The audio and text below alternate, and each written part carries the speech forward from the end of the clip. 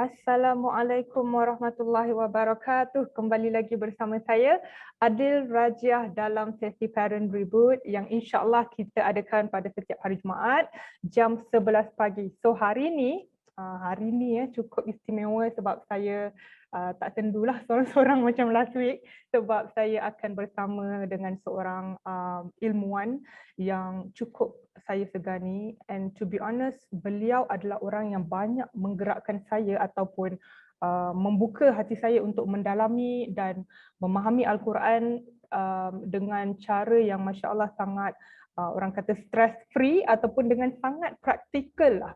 Dan bila bercakap tentang parenting, subhanallah, jujur semakin saya menjiwai ayat-ayat Allah, semakin saya dapat kekuatan, kesabaran dan kefahaman dalam menjalankan tugas harian, khususnya sebagai seorang ibu.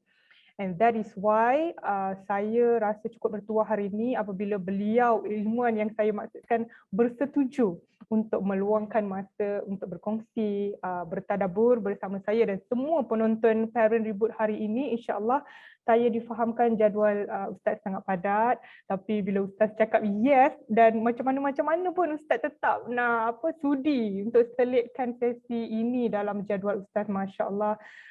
Saya tanpa membuang masa, saya nak mempersilakanlah tetamu kita hari ini, Ustaz Syahari Abdul Rahman. Assalamualaikum Ustaz, apa khabar? Waalaikumsalam warahmatullahi wabarakatuh. Puan Adlil Raja. Saya sihat alhamdulillah.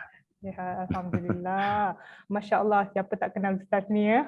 Tak Seorang adalah. pentadabbur Quran yang saya kira profesional, Alhamdulillah. menulis banyak buku dan menganjurkan banyak kelas-kelas tadabbur Quran. Saya pun sebenarnya Ustaz antara Ya. pelajar virtual kelas-kelas Ustaz lah. Subhanallah. Terima kasih Puan. Jazakallah. Jazakillah.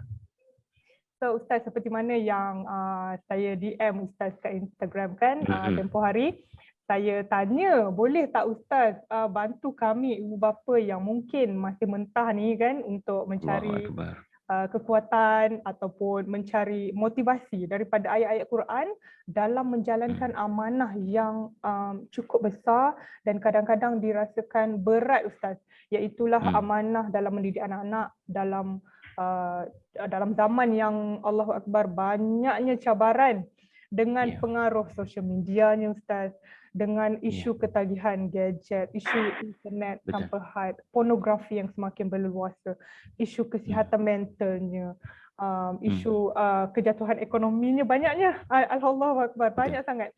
Saya pun kadang-kadang Ustaz bila dapat DM daripada ibu bapa dengan pelbagai isu ni, rasa nak lari masuk hutan Ustaz. Nak lari masuk hutan katanya sebab takut sangat kan, sebab ya Allah banyaknya. Kita pun rasa buntu, rasa macam tak tahu apa ni sebenarnya kan, apa yang sedang berlaku sekarang.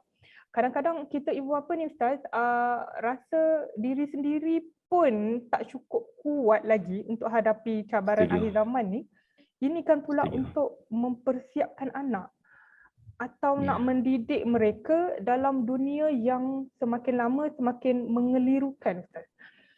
Tapi saya teringat kata-kata Ustaz dalam kelas Ramadan Tadabbur bersama Empower Quran baru-baru ni kan, kita kena kembali kepada Quran sebab Quran itu bukan sekadar cerita sejarah tapi syarat dengan petunjuk dan kekuatan yang kita perlukan sebagai seorang Islam dalam mengharungi setiap aspek kehidupan kita lah.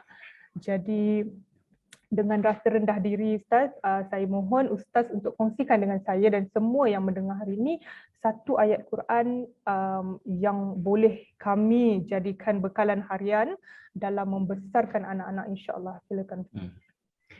Terima kasih banyak-banyak pada Puan Adlil Raja yang saya anggap juga guru kita dalam hal-hal mencari kaedah-kaedah yang terbaik untuk mendidik anak-anak di zaman yang saya sangat setuju, amat mengelirukan, dan sehingga kita pun tertanya-tanya apa markah yang telah kita capai dalam mendidik anak-anak ini dan bagaimana skema pemarkahannya berasaskan apa.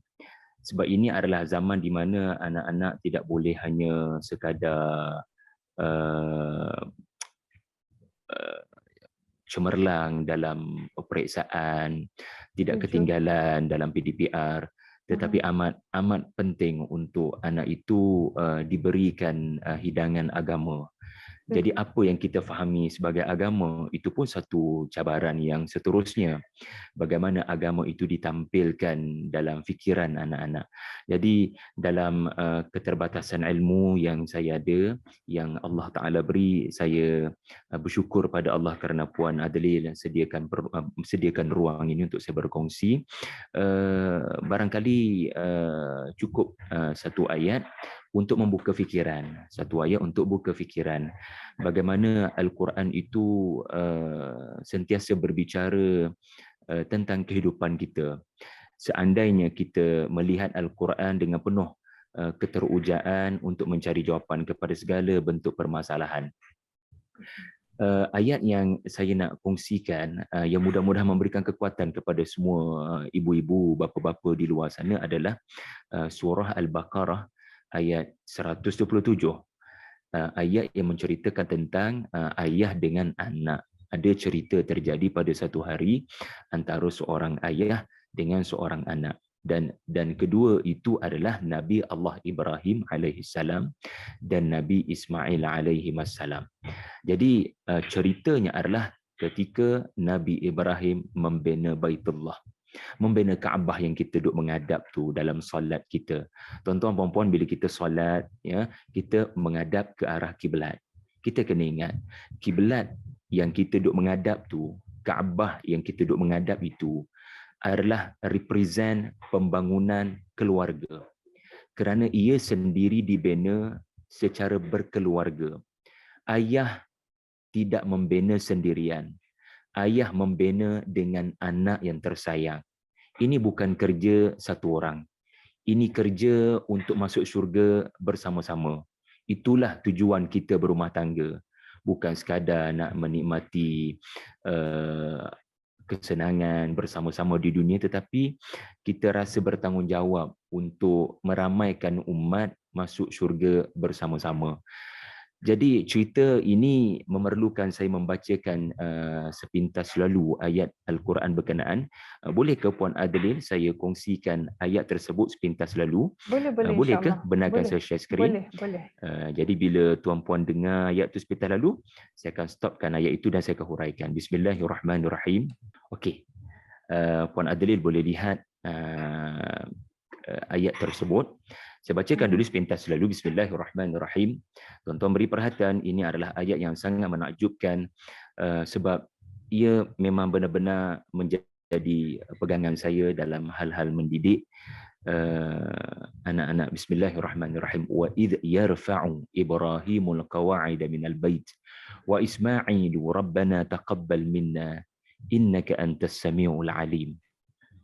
Wa idh yarfa'u Ibrahim, ingatlah wahai Muhammad sallallahu alaihi wasallam satu peristiwa di mana Ibrahim membina tiang-tiang, membina Baitullah dengan menegakkan tiang-tiangnya bersama dengan Ismail, ya. Dan selepas pembinaan itu selesai, kedua-duanya berdoa dengan berkata, wahai Tuhan kami, terimalah apa yang telah kami lakukan. Sesungguhnya Engkau Maha mendengar lagi Maha mengetahui. Baik, bila kita tengok sepintas lalu ayat ini, ia seperti sebuah cerita sejarah, ya, yang memaparkan kisah Nabi Ibrahim dengan anak anda meninggikan, menegakkan tiang-tiang Baitullah. Ini merupakan ayat yang menceritakan detik-detik awal Baitullah terbina. Tetapi tuan-tuan, puan-puan sekalian, kalau kita tengok, kita baca 2-3 kali ayat Quran ini, baru kita nampak cahayanya. Cahaya ni dia tidak terus nampak, dia mengambil masa. Macam hari ini pun kan, hari ke-15, 16 Ramadan ini pun, kita tengok bulan tu purnama pun dia takes time.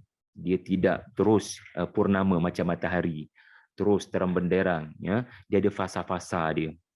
Jadi begitulah juga Al-Quran ini, dia memang perlu masa sedikit. Jangan gopah-gapah.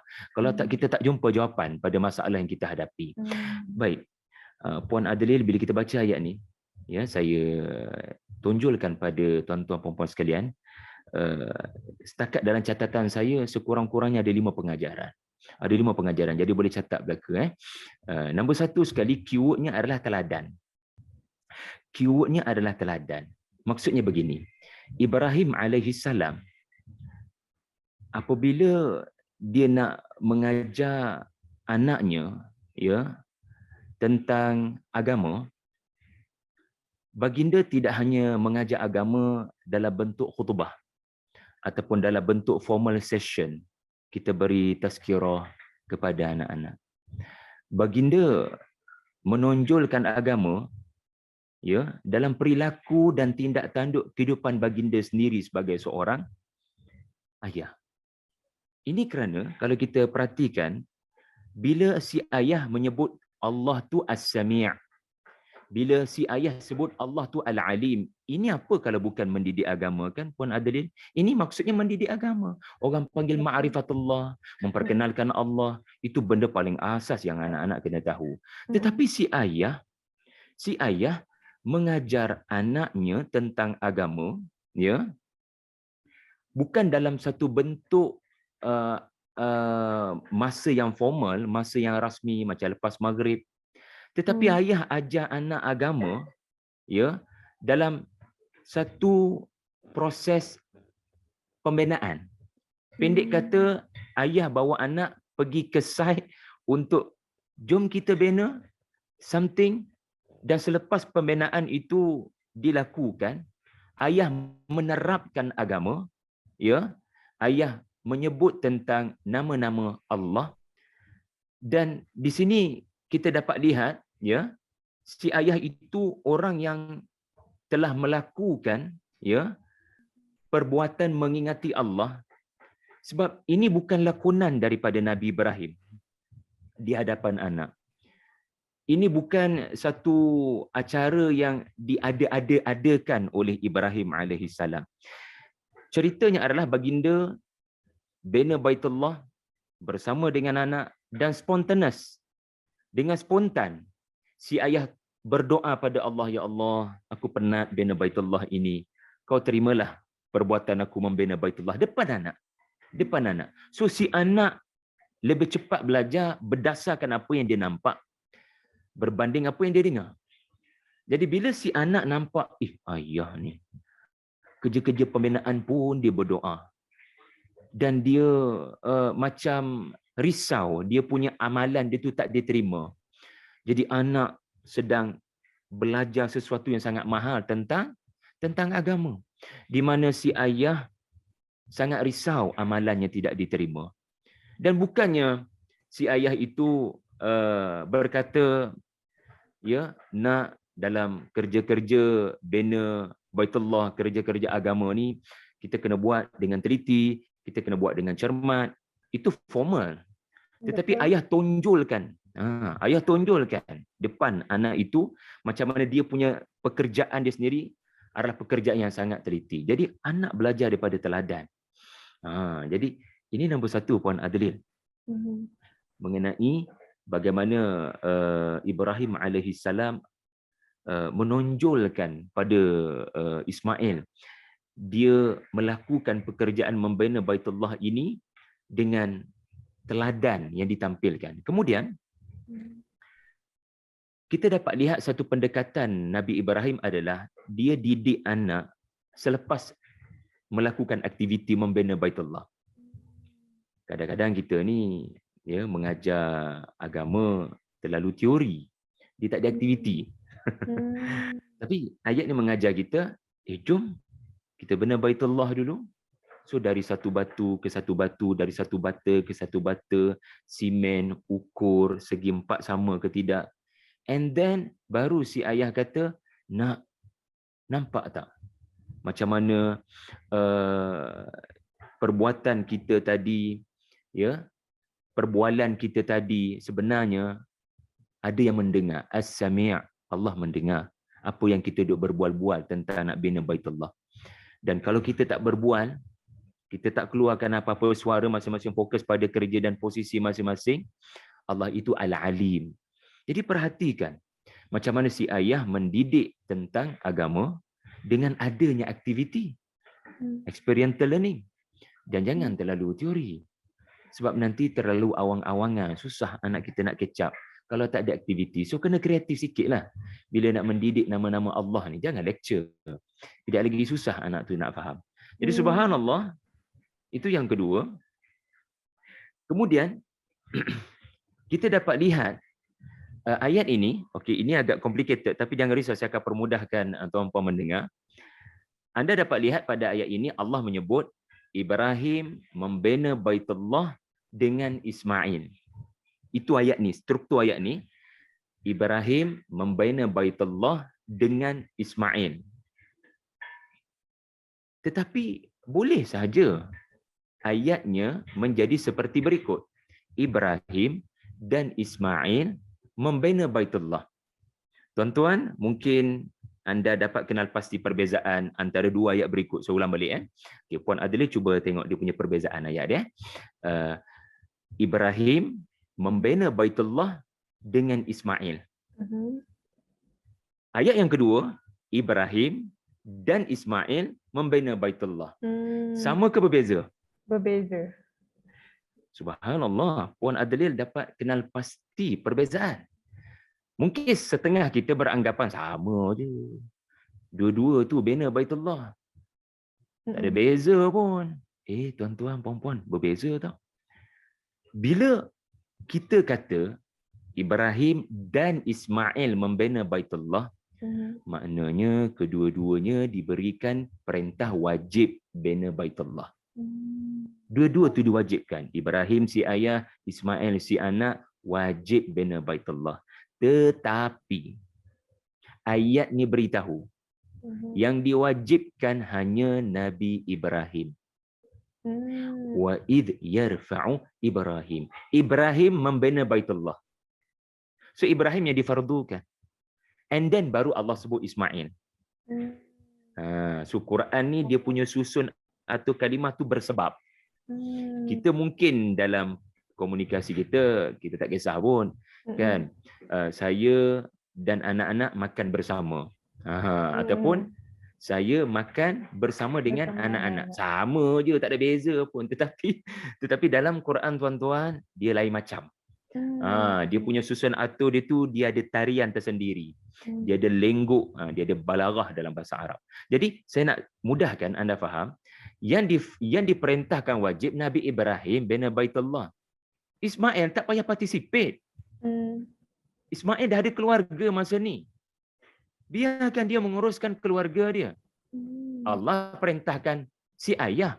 Tetapi, lihat ya, keywordnya adalah inisiatif. Ambil inisiatif ataupun proaktif.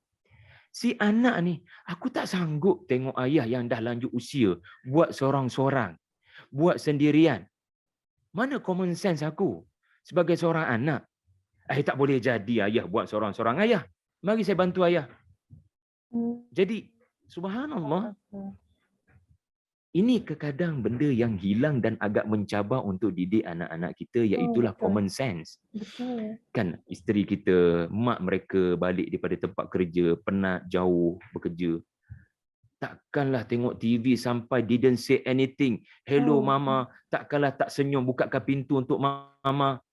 Ini mencabar. Kadang anak duduk sibuk dengan tengok TV kan. So kita kena didik anak kita, stop semua benda. Bila mak kamu balik, buka pintu, sambut at least dengan senyuman, appreciate, hello Umi. Dan jangan biar mak kita yang hello anak-anaknya. Sebab dia penat, dia letih. Ayah balik daripada Jaya Grosir, beli barang-barang nak buka puasa, kan?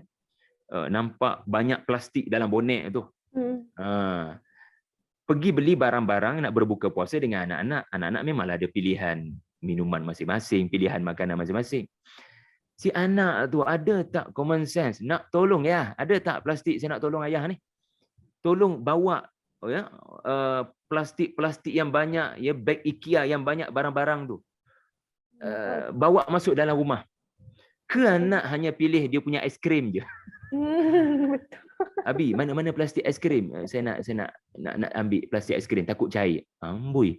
Kamu fikir plastik aiskrim kamu, ni sayur siapa nak tolong? Ni ayam, daging siapa nak tolong? Jadi Ini sangat mencabar. Tetapi Ismail alaihi salam adalah tokoh yang memahami naluri seorang yang sudah warga emas. I must do something. Aku tak boleh biar ayah aku macam ni. Aku tak boleh bagi alasan sibuk dengan pekerjaan, sibuk dengan family. Kesian ke ayah seorang-seorang bina. Ya, ayah yang dia menerima perintah wajib. Tetapi aku tak boleh biar begitu. Subhanallah. Jadi seronok kan? Kalau anak-anak dibesarkan dengan adab dan ada perasaan halus seperti ini. Okay. Satu lagi, Puan Adeline. Subhanallah. Kalau kita lihat ayat ini menunjukkan ya Ibrahim alaihi salam semasa membina Baitullah, Allah menyebut yarfa'u. Okay, minta maaf ya tuan-puan kalau bahasa Arab sikit. Minta maaf ya kalau saya sebut fi'il mudhari'. Tak apa, jangan risau, saya akan pemudahkan. Yarfa'u ni fi'il mudhari'. Dia panggil present tense. Dan dalam bahasa Arab, present tense ini dia mempunyai maksud tajaddud, ataupun saya mudahkan faham, dia ada maksud improvement. Dalam perkataan lain, Ibrahim alaihi salam masa dia bina Baitullah, dia telah melakukan improvement, iaitulah cara tadi nampaknya tak berjaya lah. Mungkin cara A gagal, cara B kot. Cara B pun dia rasa termenung lama, macam sengit lah Baitullah ni, macam tak sama rata lah. Kena baiki balik lah. Dan idea-idea pembaharuan datang daripada anak. Subhanallah. Ismail yang tidak diwajibkan tadi telah datang, ya, saya nak tolong ayah. Dan si anak tidak hanya bantu ayah. Si anak bagi idea pada ayah. Ya, saya tengok daripada jauh tadi macam sengit lah ya. Saya rasa ayah patut buat macam ni lah. Oh, terima kasih nak. Ayah sangat hargai idea kamu. So keywordnya di sini adalah exposure. Kita expose anak, dan dah bukan sekadar exposure, si ayah sangat sensitif dengan potensi anak yang dia sendiri tak expect. Kamu ni bagus juga dalam hal-hal kejuruteraan di sini bina ni. Terima kasih nak. Jadi ayah betulkan, ayah terima teguran, ayah betulkan bagaimana struktur binaan Baitullah itu hanya dengan kalimah yarfa'u. Fi'lun mudhari' yadullu 'ala tajaddud.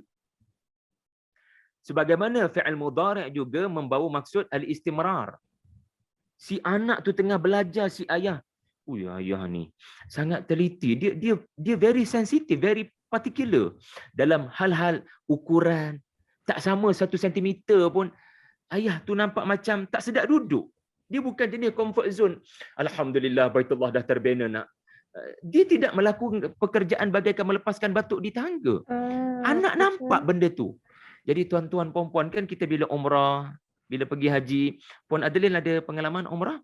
Ada, alhamdulillah. Alhamdulillah, kita solat di belakang makam Ibrahim. Betul. Ada tapak kaki Nabi Ibrahim. Betul. Agak-agaknya kan tuan-tuan, puan-puan, kenapa Allah kekalkan makam Ibrahim, tapak kaki itu? Adakah untuk dikucuk-kucuk? Adakah untuk dibesar-besarkan? Tidak. Betul. Untuk kita belajar satu benda. Inilah maksud ketelitian dalam membuat pekerjaan. Sampai berbekas tapak kaki itu, maksudnya dia berdiri lama. Dia berdiri lama, dia tengok, dia perhati, tak betul macam ni. Kena baiki balik ni. So orang yang sangat teliti, orang yang sangat serius, dan saya boleh katakan dalam bahasa hari ini orang yang sangat profesional. Orang yang tak mudah berpuas hati. Orang yang always thinking the better way. Bagaimana untuk membina. Padahal bina Baitullah sahaja, yang mana semua orang akan tawaf, akan menghadap ke arah itu. Tetapi Nabi Ibrahim ajar anaknya, sekali lagi bukan dengan perkataan, dengan teladan. Ibrahim ajar anaknya dalam kerja-kerja agama jangan selekeh. Dalam kerja-kerja agama sekalipun jangan jadi orang yang main-main. Dalam kerja dunia mesyuaratnya punya banyak idea. Orang yang sangat terkehadapan ya dalam sesuatu bidang, very expert dalam bidang tersebut. Tapi dalam hal-hal semayang sangat culas. Tarawihnya nampak malas. Kita tak nak macam tu. Biar kita ni orang yang kerja-kerja agama, kita very professional. Kita memang teliti. Kita memang serius. Kerja-kerja keduniaan pun begitulah juga. Akhir sekali Puan Adeline, saya nak tunjukkan lagi pada tuan-tuan betapa berharganya ayat ini dalam kita mendidik anak-anak kita adalah Ibrahim mendidik anaknya, Tuhan ada di mana-mana. Sebab apa? Sebab ini adalah site ataupun lokasi banner something. Ini bukan surau, ini bukan masjid. Ya benar, ini Masjidil Haram. Ya, Baitullah ini center Masjidil Haram, tetapi perlu diingat ketika Baitullah dibina belum ada masjidnya pun. Belum ada deklarasi Masjidil Haram. Belum ada lagi ganjaran-ganjaran fadilat-fadilat solat di Masjidil Haram. Jadi sekarang bayangkan tapak kosong padang pasir ada struktur binaan, tiba-tiba di tempat yang bukan bernama surau, di tempat yang bukan bernama masjid, di tempat yang jarang benar kita nampak ada orang akan berdoa di sini. Tiba-tiba Ibrahim berdoa di tempat construction. Tuan-tuan bila nampak anda sebagai anak, ayah anda tengah berdoa dekat sektor pembinaan. Mungkin kita akan kata, ya, bab berdoa ni kat surau ya. Ya, bab berdoa ni lepas mayang. Siapa ajar kamu macam tu nak? Betul. Ini Nabi Ibrahim punya ajaran. Islam ini luas, ibadah ini luas. Kenapa kau sempitkan? Kenapa kau jumut? Nah, Tuhan ni ada di mana-mana. Adakah Tuhan tu ada di surau, di masjid sahaja? Adakah Tuhan itu ada dalam bulan Ramadan sahaja? Adakah Tuhan ini ada dalam solat sahaja? Tuhan ada di mana-mana. Ini ihsan an ta'budallah ka'annaka tarah. Kau dapat rasai Tuhan itu ada di mana-mana. Jadi, bila kau melakukan satu pekerjaan, kau mengharapkan pekerjaan dunia itu memberatkan timbangan, kau boleh berdoa terus nak. Kau terus berdoa. Dekat muka bumi Allah ni, Tuhan mendengar segala permintaan. Jadi Ibrahim mengajar doa ni kat mana-mana pun boleh. Pada bila-bila masa pun boleh. Kerana semuanya muka bumi Allah. Dan Allah ada di mana-mana sahaja. Dan kita dapat lihat satu perkara yang sangat mahal, ya, yang saya sangat risau. Ya, Ibrahim mengajar kita bila kau telah berjaya dalam satu pekerjaan seperti seni bina. Seni bina ni kalau UIA dahulu dia ada bidang architecture, KAED namanya. Kan? Dia ada bidang architecture, dia ada bidang kejuruteraan dalam bina.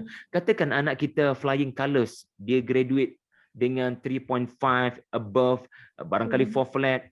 Kita bangga anak kita berjaya dalam seni bina. So dia pergi ke merata-rata tempat, dia adalah pakar dalam seni bina, dia adalah IR. Berapa ramai yang terpedaya bila orang memanggil dia pakar. Dia dah lupa nak berdoa dengan doa ni. Dia lupa kepakarannya, ideanya, kepintarannya datang daripada As-Sami' Al-Alim, datang daripada Tuhan. Ibrahim sedang didik anak, ya, kita patut bangga, kita dah berjaya bina Baitullah, kita patut puas hati, kita patut comfort zone, tetapi barang diingat, kita nothing without Allah. Kita tak boleh bina kalau Allah tak bagi kudrat. Kita tak boleh bina dengan cantik kalau Allah tak bagi idea. Maka nak, wahai Ismail semua, jangan terpedaya dengan sekeping ijazah. Ia memanglah mengiktiraf kepakaranmu dalam sesuatu bidang. Namun jangan kamu lupa, semua keilmuan itu bersumberkan Tuhan. Tanpa didikan Tuhan inilah lahirnya apa yang disebut sebagai sekular. Tuhan tak ada dalam pekerjaan dunia. Tuhan hanya ada dalam pekerjaan-pekerjaan agama. Ibrahim memerangi kefahaman seperti ini, subhanallah. Jadi itulah Puan Adlis, sepintas lalu celoteh saya, mana yang baik bolehlah Puan Adlil kembangkan lagi, insya-Allah. Ambillah yang jernih, buanglah yang keruh. Gitulah serba sedikit daripada cerita Nabi Ibrahim. Barakallahu fikum. Itu jelah. Terima kasih Puan Adlil. Masya Allah Ustaz. Ya Allah, saya rasa tertampar benar juga kan. Rasa macam, yelah, selama ni kita kan dalam hidup kita ada banyak idola Ustaz. Kita nak mencontohi orang ni. Banyak tokoh-tokoh yang kita macam nak jadikan inspirasi dan sebagainya. Tapi kadang-kadang kita terlepas pandang inspirasi-inspirasi yang Allah ceritakan dalam Quran, dan sebenarnya Nabi Ibrahim adalah salah satu tokoh yang kita boleh idolakan sebagai seorang ibu bapa yang Masya Allah sangat sempurna didikan. Dan macam mana Ustaz susun 5 pengajaran tadi, saya rasa itu pun dah cukup besar Ustaz, dah cukup besar untuk dihadamkan walaupun satu ayat sahaja kan. Masya Allah. Dan ini bukti bahawa ibu bapa ni memang sekolah pertama anak kan Ustaz. Dan macam itulah yang Nabi Ibrahim juga tonjolkan melalui apa yang teladan yang ditunjukkan sebagainya. Hmm. Dan saya suka bila Ustaz sebut tadi, we are nothing without Allah. Ya. Allahu Akbar. Saya rasa nak menangis sebab pula kan. Sebab kita Allahu hidup ni Akbar. dalam kita memang dalam perjalanan menuju Allah kan Ustaz. Ya. Dan actually we cannot go to Allah without Allah. Kita Ya. tak boleh menuju Allah tanpa Allah tu sendiri Betul. kan. Jadi penting Ustaz fahaman agama ni. Masya Allah, terima kasih banyak Ustaz Sama-sama. atas ilmu yang dikongsikan. Alhamdulillah. Saya sebenarnya banyak juga baca buku-buku Ustaz yang antaranya ada kat sini, Kompas 114 kat sini. Terima Dan kasih. ini adalah antara buku yang banyak juga saya refer untuk memahami Al-Quran, untuk guide saya dalam membaca Al-Quran dan sebagainya. Jadi jika anda ingin dapatkan buku-buku Ustaz, mungkin bolehlah tengok kan kat kedai-kedai buku online, offline, ada banyak buku Ustaz sebenarnya. Sajalah nak tunjukkan Ustaz yang kita ni dah lama dah follow Ustaz. Terima kasih. Okey, dan bila dapat berbual dengan Ustaz hari ni kan, Masya Allah saya sangat excited. Dia punya excited tu sampai saya call lah mak saya dekat kampung kan, bagi tahu saya nak live dengan Ustaz Syahri ni. Dan mak saya pun sama-sama juga. Mama pun suka lah dengan Ustaz. Alhamdulillah. Allahu Akbar. Dan mak saya pula pun Barakallahu excited lakum. juga. Allahu Akbar. So terima kasih banyak Ustaz atas ilmu Sama-sama dan Puan masa Adril. yang diluangkan. Mohon halalkan semuanya. Saya doakan Ustaz terus sihat, terus kuat insyaAllah dalam perjuangan mendidik ummah, terutama dalam memahami Al-Quran Ustaz. Dan doakan kami juga Ustaz dalam perjuangan membesarkan anak-anak kami insyaAllah. Jumpa lagi Ustaz di lain masa. Boleh Ustaz insyaAllah? Boleh insyaAllah Puan Adril. Barakallahu lakum. Terima kasih banyak. Assalamualaikum. Waalaikumsalam warahmatullahi wabarakatuh. So, wow, saya sebenarnya speechless. Every time dengar kelas, join kelas Ustaz Syahri, saya dia macam satu batu yang hempap kan atas diri kita untuk kita struggle lah untuk memahami sesuatu ni. Dan kadang-kadang bila kita baca ayat Quran ni kan, bila kita baca terjemahan dia sahaja, kadang-kadang kita tak faham tau. Kan kita macam apa dia cuba bercerita tentang satu situasi ke, atau apa yang nak disampaikan ni sebenarnya kan. Tapi bila kita tadabbur, Allahu Akbar, banyak sebenarnya yang kita sebenarnya boleh relate dengan kehidupan kita hari ini. Dan macam 5 pengajaran yang Ustaz share tadi kan, sebenarnya kelima-lima tu sangat boleh relate dengan kehidupan kita hari ini sebagai seorang ibu bapa. Walaupun pada zaman yang mungkin berbeza daripada zaman Nabi Ibrahim, tapi sangat boleh relate. Macam itulah betapa powerfulnya dan impactfulnya ayat Quran ni. Dan that is why ayat Quran ataupun Al-Quran itu sendiri adalah petunjuk. Dan mungkin kitab pertama atau buku parenting pertama yang kita kena refer bila nak rujuk tentang parenting especially. So saya sebenarnya nak kongsi juga dekat sini, saya ada join kelas Ramadan Tadabbur anjuran Empower Quran. Sebab bila dalam bulan Ramadan ni kan, saya terima banyak keluhan ataupun perkongsian daripada ibu bapa lain dekat Instagram dan juga Facebook saya, di mana masing-masing berkongsi tentang isu ataupun cabaran dalam membesarkan anak. Jadi saya sarankan anda untuk join Tadabbur Ramadan Tadabbur by Empower Quran, sebab saya sendiri ni dah masuk berapa belas Ramadan ni, dah masuk juzuk ke berapa. Banyak sangat yang saya belajar sebenarnya. Macam mana saya tak tahu nak cakap macam mana, tapi Ramadan Tadabbur tu ada semua jawapan yang saya cari selama ni. Maksudnya kenapa aku macam ni, kenapa anak aku macam ni, kenapa orang macam ni, kenapa orang cakap aku macam ni. Semua kita punya persoalan tentang ujian, tentang cabaran yang sedang kita lalui ataupun struggle yang kita kadang-kadang tak faham, buntu, insya-Allah ada jawapan dia dalam Ramadan Tadabbur anjuran Empower Quran. Empower Quran Global. Insya-Allah joinlah kelas tu. Bukan kelas saya. Okey, memang saya sendiri bayar untuk join kelas tu, tapi ini perkongsian jujur daripada saya lah. Antara salah satu kelas yang terbaik yang saya pernah join untuk mendalami Al-Quran, dan macam mana Al-Quran tu saya sendiri rasa dia memberi kekuatan kepada diri saya. Sebab kita selama ni kan kita banyak refer buku-buku pakar psikiatri dan sebagainya kan, tak salah, tapi apa yang saya jumpa semakin lama saya bertadabur ataupun mendalami ilmu Al-Quran ni, sebenarnya Al-Quran dah lama dah cakap pasal apa yang kita belajar dalam buku psikologi kanak-kanak ataupun buku daripada pakar perkembangan kanak-kanak. Al-Quran dah lama dah cakap pasal itu sebenarnya. Jadi it is time lah, saya rasa it is about time kita kembali kepada Al-Quran dahulu.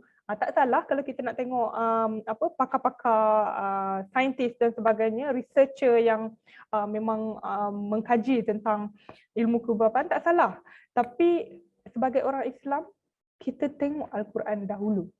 Kita jadikan Al-Quran ni kira kita punya kitab utama. Okay, saya rasa itu sahaja untuk sesi Parent Reboot hari ini.